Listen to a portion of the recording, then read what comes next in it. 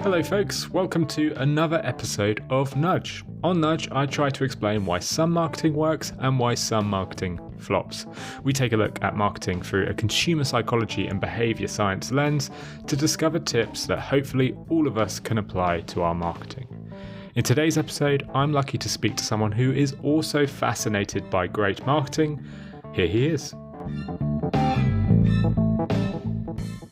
Hello, my name's Harry Dry. I'm 25, nearly 26 years old from London, and I run a website called Marketing Examples.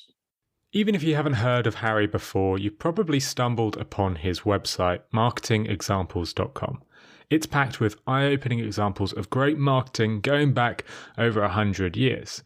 Harry's taken a look at hundreds of examples and summarised why they work. It's a really fantastic resource providing great information for us marketers. As of today, 90,000 marketers have signed up for his newsletter for weekly advice. So, to start off our discussion, I wanted to know what inspired Harry to start this website. Honestly, I used to be a web developer. I was working for a company in London called Crowdform, and it wasn't awful, but I just wanted to start my own business. So I started writing articles in the evenings when I came home from work. I'd go for a run to refresh my mind because after work you're exhausted. So I'd always have to get outside, and then I try and write one article each night. And I didn't know much about marketing at the time, so I didn't want to teach. I would just pick an example from the real world, which I thought was good, and explain it.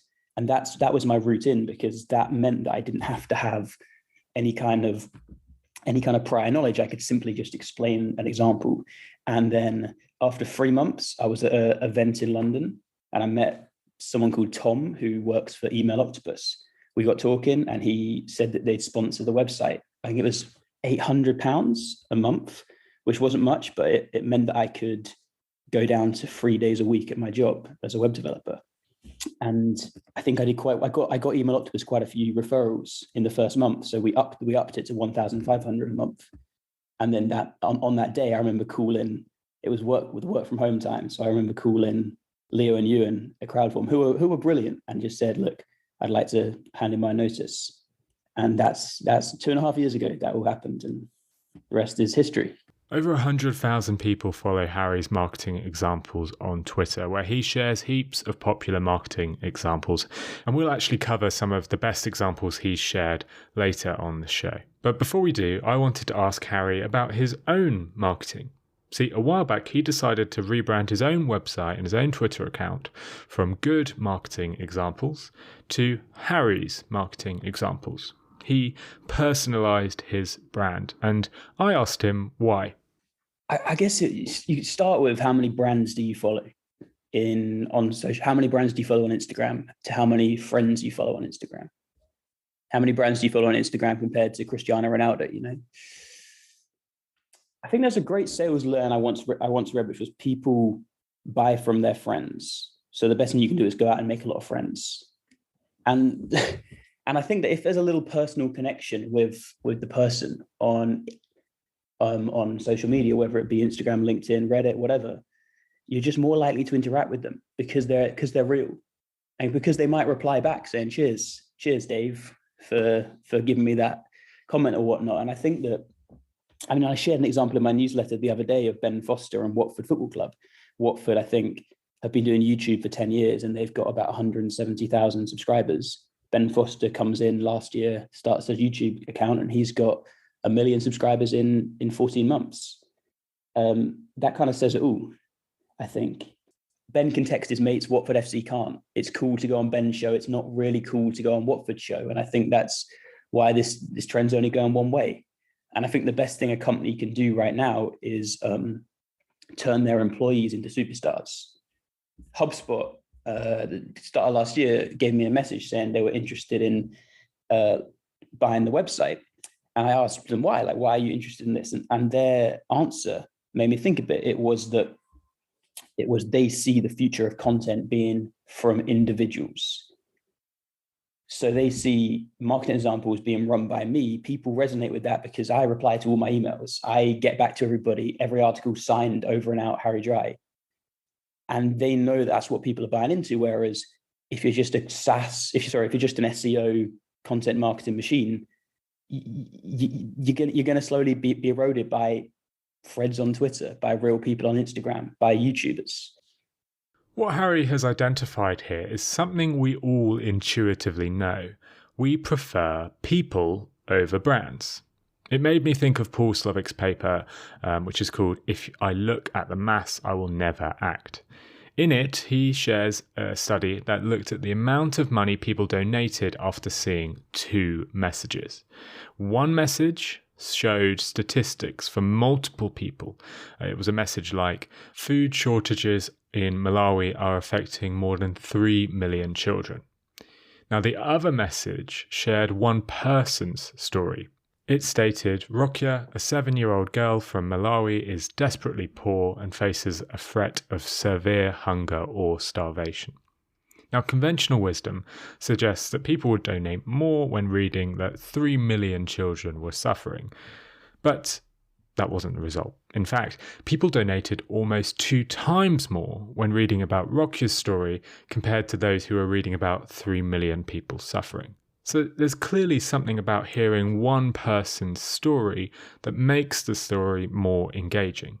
But Paul Slovic found that this was the case not only when you compared one person's story to 3 million children, but also when you compared one person's story to 8 individual stories. He found that donations increased 2-fold when you share one story compared to when you share 8 individual stories as well. And in a way, I think this explains Harry's point. People engage with other people. It got me thinking.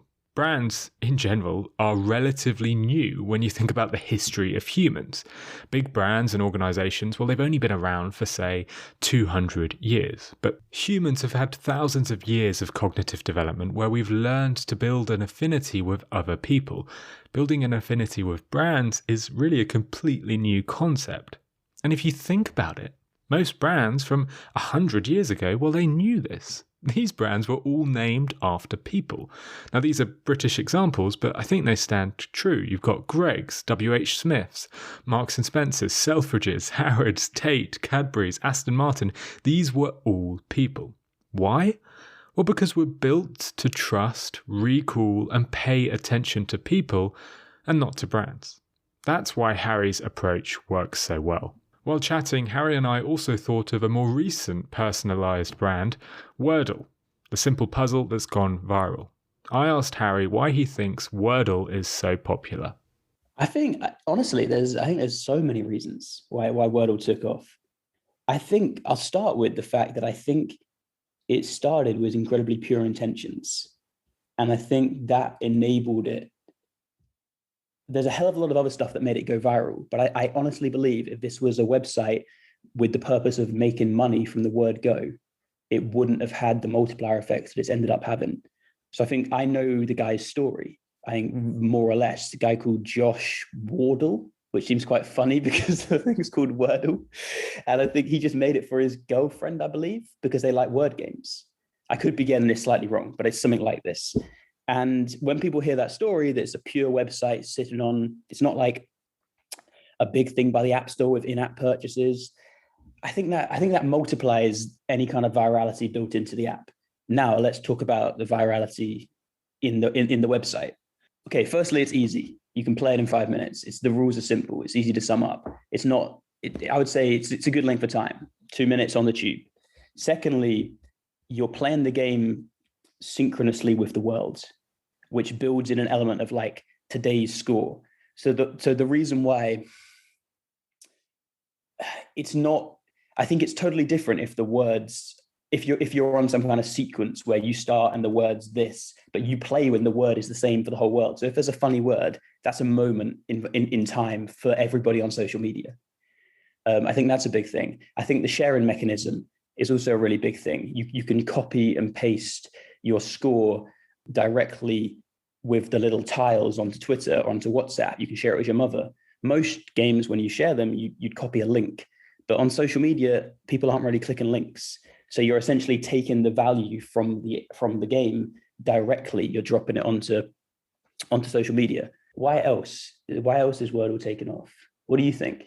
Now, fortunately, I had a good example because I'd written about this in the latest Nudge newsletter. So here are my 4 reasons. The first is social proof. We can't help but follow the actions of others.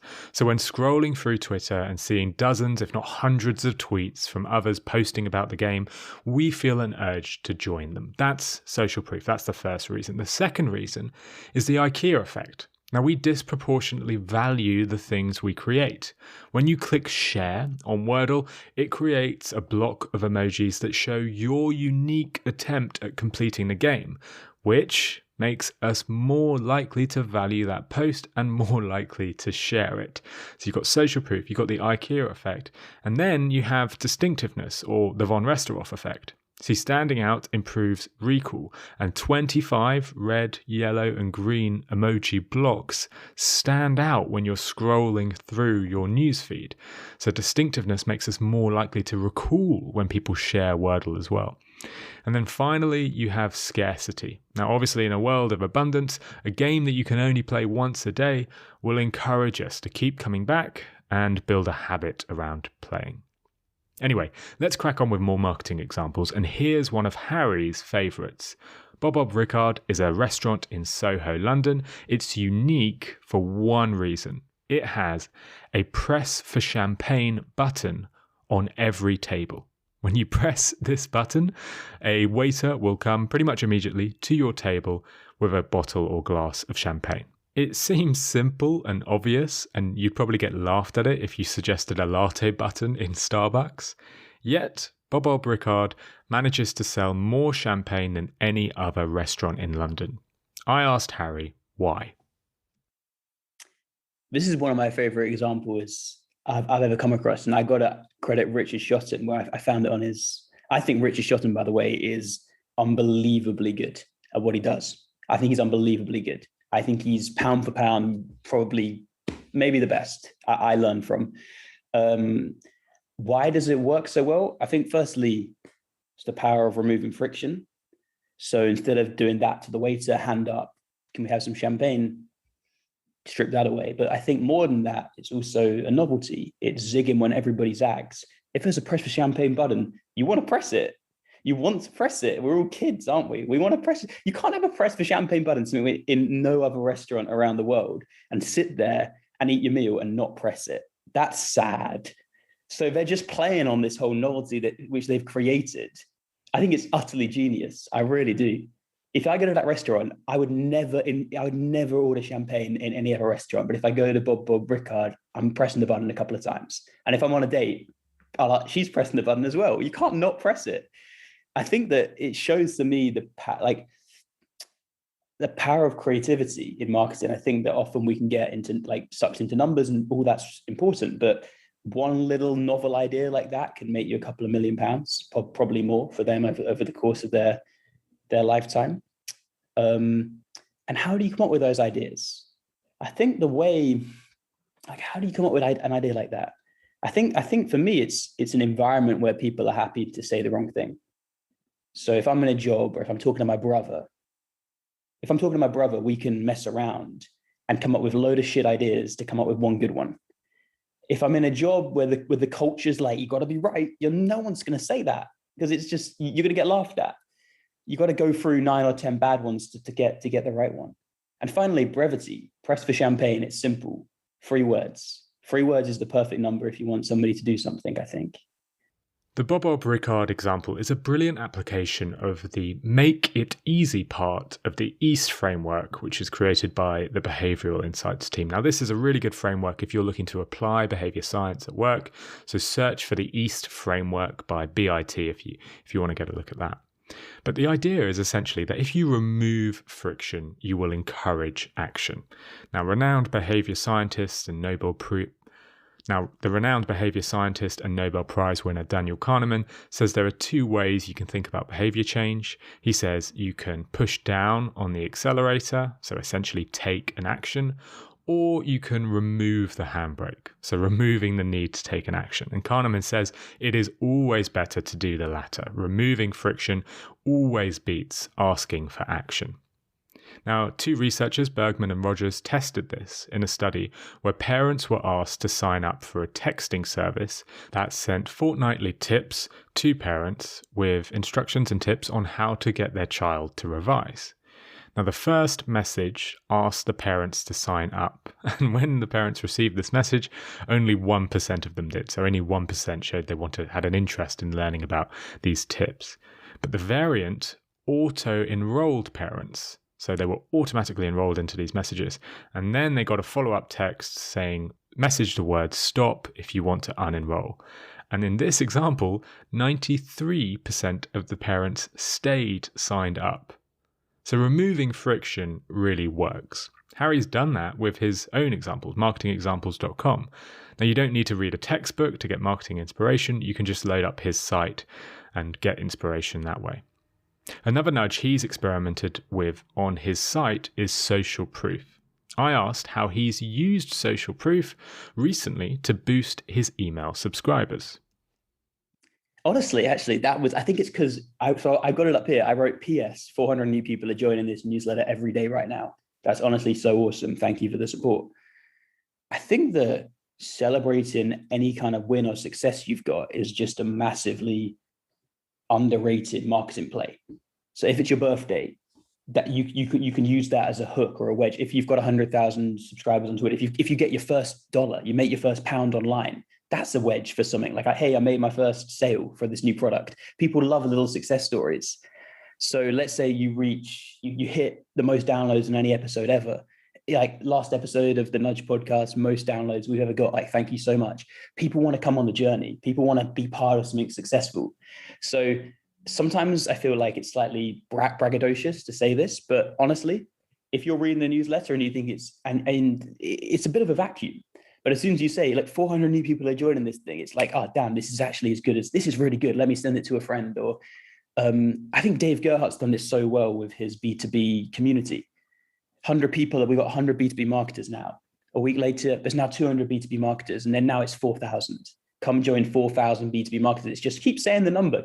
Let people see it grow and grow and grow, because you'll always be at the top of the mind when people are thinking about what community to be a part of. What Harry is describing here is known as dynamic social proof. Now, it's powerful because it allows smaller brands and creators who aren't the number one in their category to still benefit from social proof. Now, this dynamic social proof, this bias, was highlighted by Sparkman and Walton in their 2017 study.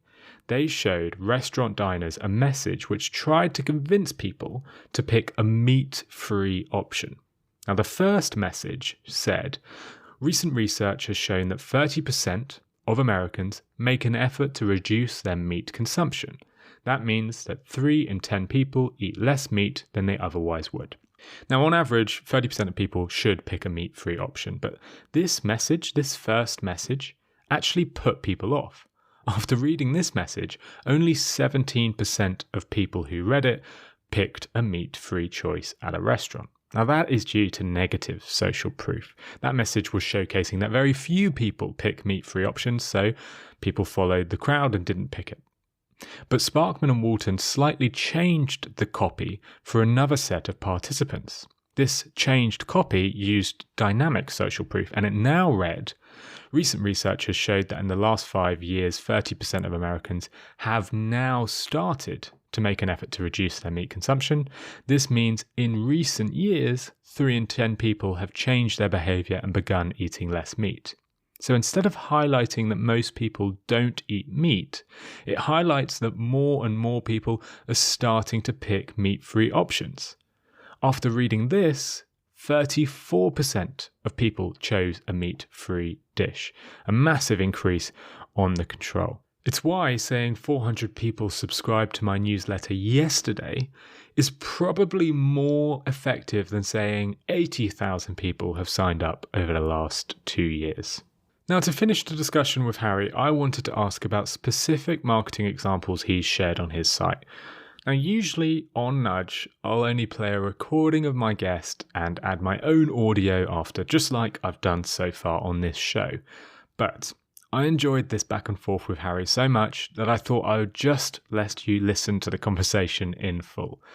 Now, I should apologise, because my audio quality for this conversation isn't great. Now, I wasn't expecting to share this conversation on the show, but it was really good. So I hope you enjoy it as well. So here it is. I start by asking Harry why footballer Jack Grealish wears his socks so low. Here's another one for you, Harry. Why does Grealish... What value does Jack Grealish get from wearing his socks so low? Well, I just saw this on Twitter and thought it was funny. I want the newsletter. This was a little tip I put in the newsletter, Jack Grealish's ankle socks. Like, I just wanted to put something funny in. I didn't want to always be so serious in the newsletter, but the real deal, Jack Grealish. I mean, if there is a lesson to it, I think that he suckered me in. I mean, Jack Grealish, I was telling my friends at the World Cup that he's a generational talent. And I'm not sure if that's really manifested in playing for Manchester City. But yeah, you see the socks low, he's got a touch of the Georgie Bests about him. You believe in him. And playmakers, there's a huge bias against English players. You want a little Spanish playmaker. That's what it should be. And I think that with Grealish lowering his socks, he's separating himself from the pack of traditional English right wingers. He said, no, I'm not like them. I'm a bit different. I'm a Brazilian. I guess I'm a little Brazilian, whatever he's doing.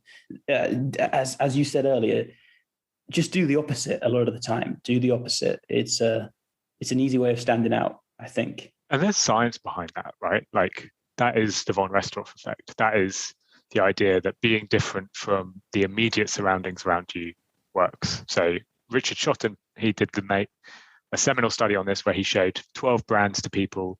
All of the brands were from automotive. All the brands were automotive brands.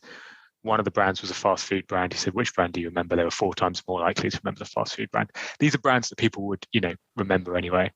And I think footballers, if you're a good footballer, finding something to differentiate you is really valuable. I think of Grealish, I think of Ronaldinho, I think of Akinfenwa, I think of Ben Foster, I think of even like the Ronaldo free kick taking, like all of these Roberto Carlos, Marcus Rashford, with what he's done with schools. Yeah. Differentiation in footballers. Come on, let's do 3 more.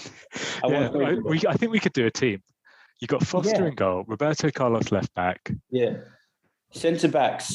David Luiz, 100%. Not a great player, but differentiated and got big things. I love David Luiz. He's the biggest fan.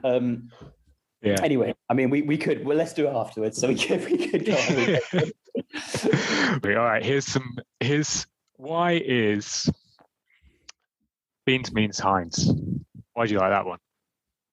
Oh, geez. Beans means Heinz. Oh, I wrote there are no rules. Scribble, fiddle, play.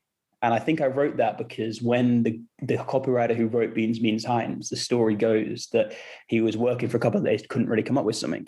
And then he scribbled that and he wrote it with S's originally. Beans means with S's, Heinz.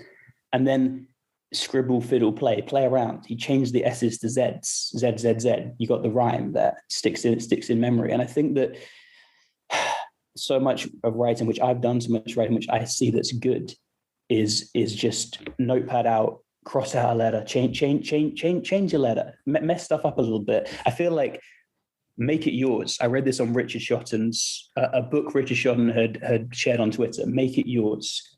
Why should you shouldn't write it like it should be written, because it's a cliche if you've seen it before. But if you can write something that's yours, Beans means Heinz. That can be no other brand's name at all. It's not beans beans taste good, or baked beans, Heinz baked beans. It's make it yours, make it different. Yeah, I'm blabbering a bit on this one, but maybe you got something. Not at all. I'm so glad I asked, because I thought you were going to come from a completely different angle. Because I thought, like, that makes total sense to me. If you come up with something which nobody else can write, there's real benefit in that in terms of standing out. I thought when you mentioned Shotton, he's done some studies on rhyming and how rhymes are remembered more than anything else. So yeah, I've read that as well. I like it. He's brilliant.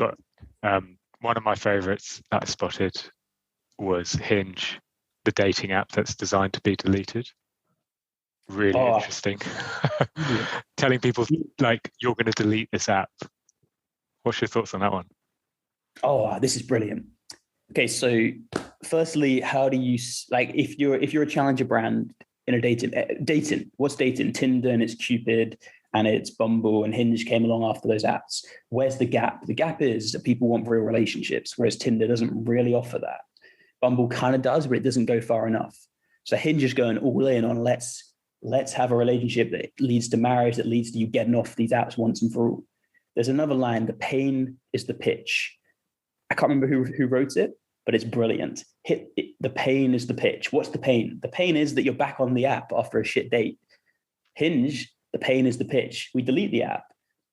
And then purely from a rhetorical perspective, you've got alliteration, dating app, designed, deleted, 3Ds. It rolls off the tongue. It's why they exist in one line. It's brilliant. And it's short. It's short. Positioning is something that comes up again and again in copywriting examples. And there's a lot of find your niche and go deep on it. One of mine that stood out was World's Strongest Gay. World's Strongest Gay. I love World's Strongest Gay. I absolutely love it. This is a guy who is the 5th world's strongest man. Who cares about the 5th world's strongest man? But we all care about the world's strongest gay. I saw him on the Joe Rogan show. So I think the line I came up with was narrow your scope till you're number one. Niche until you can say you're number one. I think a good one I saw was there's a job recruitment platform recently, which is the number one diversity recruitment platform. Number one for diversity recruitment, as opposed to a recruiting platform for all candidates. I feel like we see this all the time. Email marketing for everybody. Like, what? That's MailChimp, that's ConvertKit, that already exists. What's your wedge? What's your reason? Like, why should I? So that could be email marketing, the number one email marketing solution for restaurants, niche on restaurants, and then grow out of that. It's conventional wisdom to think, let me sell to the most amount of people possible because that will get me the most sales. The actual way to convert people is to focus. I'm going to ask you one more, Harry. Actually, I'll ask you one more quickly. Why did Patagonia tell people not to buy this jacket? Why did Patagonia tell people not to buy this jacket? I think the line I wrote was something like, zig when everybody zags. So it's Black Friday. On Black Friday, everyone's saying spend more, buy more, consumerism. That gets old quickly if you've got 100 emails in your mailbox saying 50% off sale, and then one says, don't buy this jacket.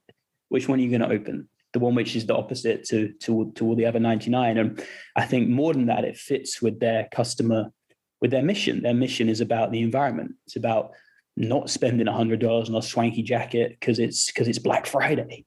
It's about less clothes. It's about mending clothes. It's about saving the environment. It works on two folds. And I think it deservedly is one of the best campaigns I've ever come across. Do you know the story of how potatoes became popular in Prussia? Something to do with the king wanted to fill me in. I got it somewhere, but let me know. You do know it. The king, they wanted to introduce it. Everyone thought potatoes taste absolutely crap. No one wanted to eat them. So the king, it was like reverse psychology. He harvested them in his royal grounds, put armored guards around the potatoes to make sure people couldn't come in and steal the potatoes. Made it look like he loved them. He let a couple of people sneak in to the grounds to steal the potato and take them back and figure out what are they missing out on. Made this once abundant resource seem scarce and incredibly sort of royal, and people fell in love with potatoes because of it. And it's like the reverse psychology. You could tell people eat potatoes, not going to work. Tell people you can't have potatoes because they only belong to the king. Suddenly everyone wants it. It reminded me of the Patagonia. Don't buy this jacket. I got to stick that in. Actually, I might try and get that in a newsletter. I can segue that into the Nudge podcast. We'll see. No, that's good. I like that. The obvious thing to ask would be, what's your favorite copywriting example? But I'm not going to put you through that because there's 300 to choose from. That's probably impossible. But is there one that is currently top of your mind? Is there one that over the last week you've been referring back to a few times? You think, God, that's class. It's a good question, actually. I never got asked this before. I think in a way, I like the ones where you don't have to be clever to write them. I think that I'm not a brilliant copywriter.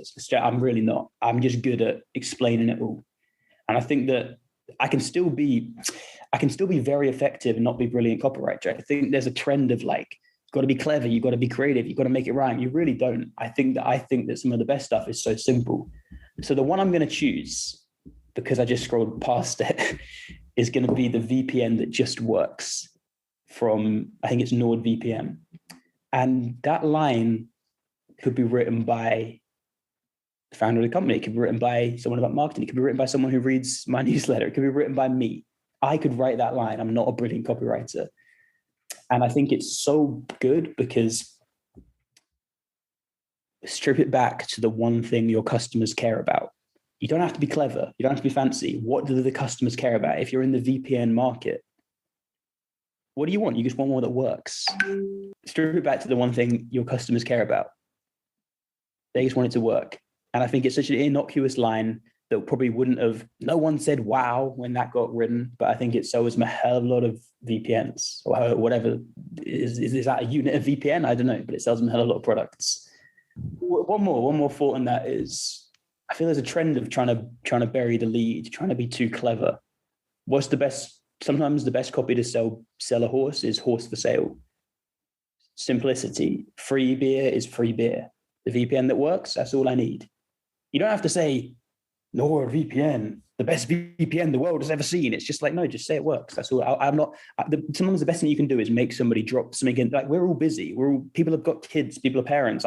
Play football, we've got a lot on. I don't want some fancy stuff. I just want a VPN that works. Let me put it in my basket and pay you money for it. Don't stress me out. Okay, folks, that is all for today. I really hope you enjoyed this episode, and I'd love to know what you think about the slightly different style. So do come and let me know your feedback. I'm on Twitter. I'm at P_Agnew. That's P_AGNEW. So you can reach out to me on there. Or I'm on LinkedIn at Phil Agnew. You can contact me on either of those. Let me know what you think, have a chat, and get in touch.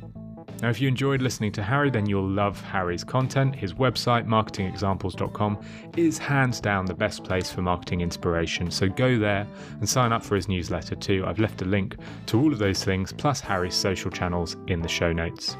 Now, I'll be back with another episode of Nudge in 2 weeks, so please subscribe to make sure you don't miss that. And if you fancy a bit more Nudge in the meantime, then go and sign up for the Nudge newsletter. Those who do get an extra Nudge tip every week. And these tips explain things like why and how Huel use anchoring in their ads, the world's best movie tagline according to behavior science, and the real secret behind Nike's success. I've left a link to the newsletter in the show notes, so you can sign up there, or you can go to nudgepodcast.com and click newsletter. Okay, everyone, thank you again for listening to this episode of Nudge.